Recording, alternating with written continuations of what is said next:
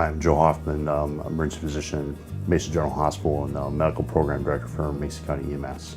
Came to Mason General in the spring of 1998. I was just leaving the service, was staff physician and clinical instructor at Madigan Army Medical Center. My name is Dean Gushy. I'm an emergency physician. I'm the medical director for Mason General Hospital and Family of Clinics and the medical director of the emergency department here at Mason General. When Dr. Hoffman first arrived, EMS was a fairly disjointed kind of enterprise, certainly comprised of volunteer organizations, professional fire and professional ambulance services, but in terms of their coordination and their interest in working together, things were really fairly rough in the beginning.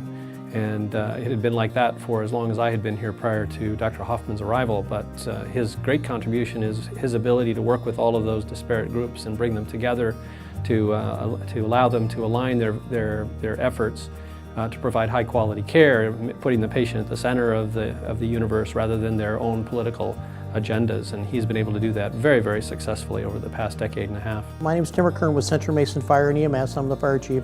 I've known Joe Hoffman before my life as a fire chief when I was running Mason County Medic 1. Well, Dr. Hoffman is our medical program director. There are 39 medical program directors pretty much throughout the state of Washington, and they provide pre-hospital oversight for the paramedics, the EMTs, the emergency responders, all that provide service to the folks that call 911. I'm Mike Lopez. I'm with the Washington State Department of Health Office of Community Health Systems, and I'm the supervisor of the EMS and Trauma Care section. Most recently, as the state rolled out and implemented a cardiac and stroke system of care, Dr. Hoffman was the very first medical program director who brought his community together and developed a care protocol for the cardiac and stroke patients in Mason County.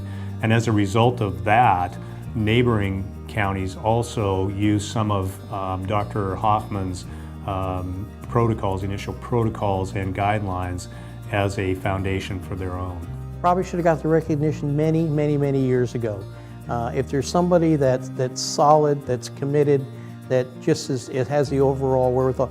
You know where you stand in Dr. Hoffman at all times. Every 911 call is ultimately under the care of the medical director for that system.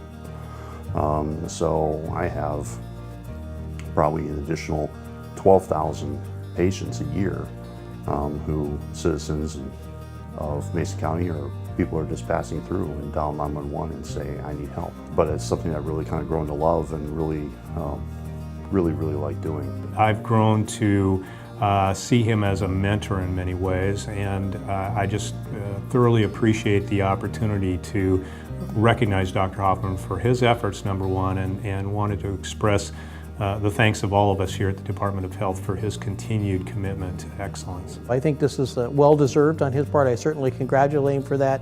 I think the lives of the 50,000 people that we have here in Mason County have certainly been touched. They've certainly been saved due to that. Recognition for this Emergency Services Award is well appreciated, but it's not without a lot of work from a lot of other individuals as well.